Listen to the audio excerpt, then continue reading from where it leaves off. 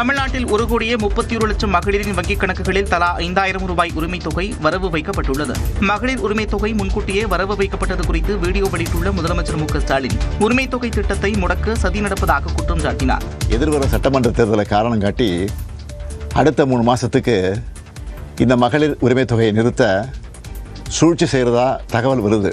இந்த பிப்ரவரி மாதம் மட்டும் இல்லாமல் அடுத்த 2 மாதம், அதாவது மார்ச் ஏப்ரலுக்கான உரிமைத் தொகை தவணைகளை சேர்த்து 3,000 ரூபாயும் கூடுதலாக கோடைக்கால செலவுகளை கருத்தில் கொண்டு மேலும் 2,000 ரூபாய் சிறப்பு தொகையும் சேர்த்து இந்த பிப்ரவரி மாதம் 5,000 ரூபாயை சிறப்பு மகளிர் உரிமைத் தொகையாக 1,31,00,000 பெண்களுக்கு வழங்க உத்தரவிட்டிருக்கிறேன். திமுக மீண்டும் ஆட்சிக்கு வந்ததும் உரிமைத் தொகை 2,000 ரூபாயாக உயர்த்தி வழங்கப்படும் என்றும் வாக்குறுதி அளித்தார். அடுத்த திராவிட மாடல் 2.0 ஆட்சி காலத்தில் உங்களுடைய உரிமைத் தொகை 2,000 ரூபாயாக உயர்த்தி வழங்கப்படும். பொங்கல் பரிசு 3,000 ரூபாய் உட்பட சுமார் 1 மாத காலத்திற்குள் 1,31,00,000 மகளிருக்கு 9,000 ரூபாயை தமிழ்நாடு அரசு வழங்கியுள்ளது.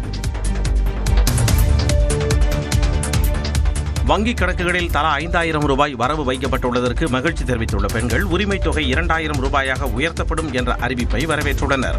5,000 ஒரு பெரிய விஷயம் தான். ஒரு மாத்திரை மருந்து வீட்டுக்காரருக்கு வாங்கிறதுக்கு நான் பீடி தான் சுற்றிக்கிட்டு இருக்கேன். மாதம் 100 ரூபாய்க்கு கூட பீடி சுற்ற முடியாது. கொஞ்சம் காய்கறி செலவுக்கு எல்லாத்துக்குமே எங்களுக்கு யூஸாக இருக்குது. ஆம்பளைங்களை எதிர்பார்க்க வேண்டாம். நாங்க ஒரு சாதாரண தினக்கூலிக்கு போறவங்க தான் எங்க வீட்டுக்காரரு.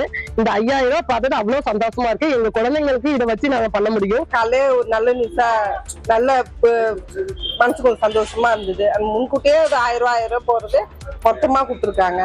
இது அவருக்கு ரொம்ப நன்றி. செலவுக்கு தான் ரொம்ப சிரமமா இருக்கு. ஊர் உலகத்துல வேலை இல்ல, ரொம்ப உதவியா இருக்குது எங்களுக்கு. ரொம்ப ரொம்ப நன்றி.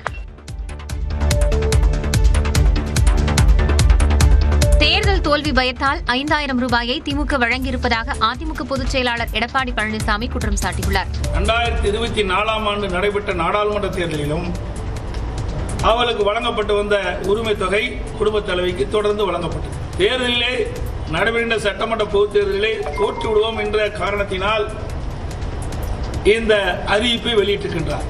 திராவிட முன்னேற்ற கழகம் மக்களுடைய செல்வாக்கு இழந்துவிட்டது.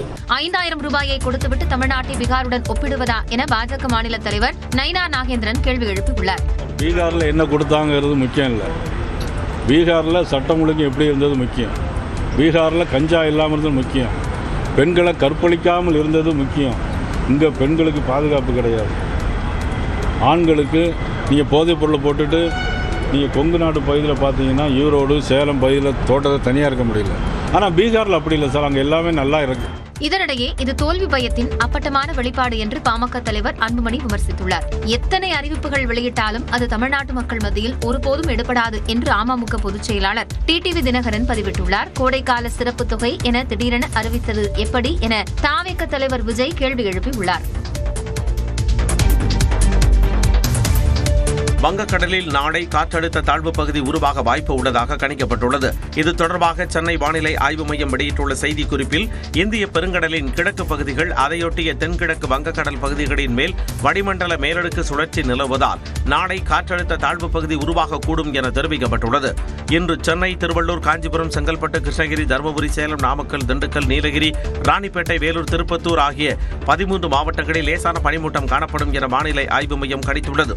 மேலும் நாளை சென்னை, திருவள்ளூர், செங்கல்பட்டு ஆகிய மாவட்டங்களில் மிதமான பனிமூட்டம் நிலவக்கூடும் என தெரிவித்துள்ளது. அதே நாளில் தமிழ்நாடு, புதுச்சேரி மற்றும் காரைக்கால் பகுதிகளில் அதிகபட்ச வெப்பநிலை படிப்படியாக உயரக்கூடும் எனவும் வானிலை ஆய்வு மையம் கணித்துள்ளது. பணியில் உள்ள ஆசிரியர்களுக்கான தகுதி தேர்வு ஜூலை மாதம் நடைபெற வாய்ப்பு இருப்பதாக கூறியுள்ள ஆசிரியர் தேர்வு வாரியம் பிப்ரவரி 18ஆம் தேதி முதல் விண்ணப்பிக்கலாம் என தெரிவித்துள்ளது. கட்டாய கல்வி உரிமை சட்டத்தின்படி 1 முதல் 8ஆம் வகுப்பு வரை பயிற்றுவிக்கும் ஆசிரியர்கள் கட்டாயம் தகுதி தேர்வுகளில் வெற்றி பெற வேண்டும். இந்த நிலையில் பணியில் உள்ள ஆசிரியர்களும் தகுதி தேர்வில் தேர்ச்சி பெற வேண்டும் என உச்சநீதிமன்றம் உத்தரவிட்டது. தமிழ்நாட்டில் தகுதி தேர்வுகளை ஆசிரியர் தேர்வு வாரியம் நடத்தி வரும் நிலையில் பணியில் இருக்கும் ஆசிரியர்களுக்கான தகுதி தேர்வு அறிக்கையை வெளியிட்டுள்ளது. அதன்படி தகுதி தேர்வை எழுத விரும்புவோர் பிப்ரவரி 18ஆம் தேதி முதல் ஏப்ரல் 10ஆம் தேதி வரை விண்ணப்பிக்கலாம் என்றும் விண்ணப்பங்களில் திருத்தங்கள் மேற்கொள்வதற்கு ஏப்ரல் 11 முதல் 13ஆம் தேதி வரை வாய்ப்பு அளிக்கப்படும் எனவும் தெரிவிக்கப்பட்டுள்ளது. உத்தேசமாக முதல் தாள் தேர்வு ஜூலை 4ஆம் தேதியும் இரண்டாவது தாள் ஜூலை 5ஆம் தேதியும் நடைபெற வாய்ப்பு இருப்பதாகவும் ஆசிரியர் தேர்வு வாரியம் தெரிவித்துள்ளது. பட்டியலினத்தவர், பழங்குடியினர், மாற்றுத்திறனாளிகளுக்கு 300 ரூபாயும் மற்றவர்களுக்கு 600 ரூபாயும் கட்டணமாக நிர்ணயிக்கப்பட்டுள்ளது. இடஒதுக்கீடு பிரிவினருக்கு சமீபத்தில் குறைக்கப்பட்ட தகுதி தேர்வு மதிப்பெண்கள் வரவிருக்கும் தேர்வுக்கும் பொருந்தும் என தெரிவிக்கப்பட்டுள்ளது. தான் போட்ட பொலிட்டிக்கல் பாம் ஒவ்வொரு கூட்டணியிலும் வெடித்துக் கொண்டிருப்பதாக விஜய் பேசியுள்ளார்.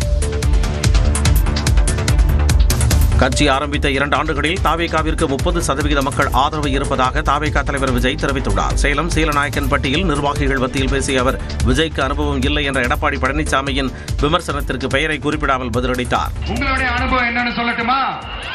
கட்சி ஆரம்பிச்ச அண்ணாவை மறந்தது, கட்சி ஆரம்பிச்ச எம்ஜிஆர் அவர்களை மறந்தது, கட்சியை வளர்த்த ஜெயலலிதா மேடம் அவங்களை மறந்தது. இவங்க எல்லாரும் சொன்ன விஷயங்கள், பேசின விஷயங்கள், எதையெல்லாம் ஃபாலோ பண்ணணும்னு சொன்ன விஷயங்கள் எல்லாத்தையும் மறந்தது. இவங்களுக்கு நமக்கு அனுபவம் இல்லையா? நமக்கு அனுபவம் இல்லதா? கொள்ளை அடிக்கிறதுலாம் எங்களுக்கு அனுபவம் இல்லதா? அதெல்லாம் எங்களுக்கு சுட்டு போட்டால வராது. தன்னை போன்று தனியாக கட்சி தொடங்கி 1% வாக்குகளையாவது வாங்க முடியுமா எனவும் சவால் விடுத்தார். அடுத்தவங்க ஆரம்பிச்ச அரசியல் கட்சியில, அடுத்தவங்களுடைய அட்ரஸ்ல அரசியல்வாதிகளா இருந்துட்டு இருக்கிற இவங்க எல்லாருக்கும் ஒரு சவால். என்ன மாதிரி தனியா, என்ன மாதிரி சொந்தமா ஒரு கட்சி ஆரம்பிச்சு 1% அட்லீஸ்ட் 1% வாக்கு வாங்கி காட்டுற அந்த தில் இருக்குதா, திராணி இருக்குதா?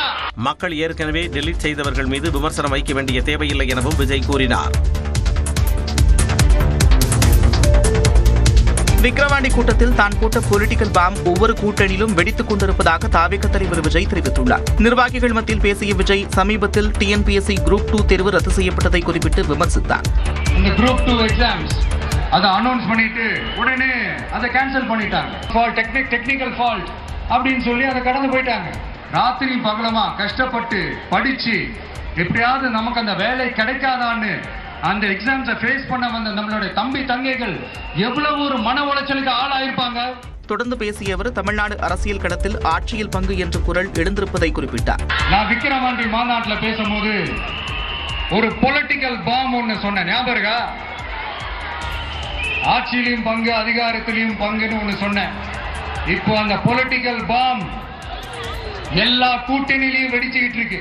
அவங்கள பொறுத்த வரைக்கும் ஜெயிக்கிறதுக்காக மட்டும்தான் கூட்டணி, மற்ற எல்லாத்துக்குமே அவங்க தனி அணி. வரும் தேர்தலில் தூய சக்தியான தாவேகாவிற்கும் தீய சக்தியான திமுகவிற்கும் இடையேதான் போட்டி என்றும் விஜய் கூறினார்.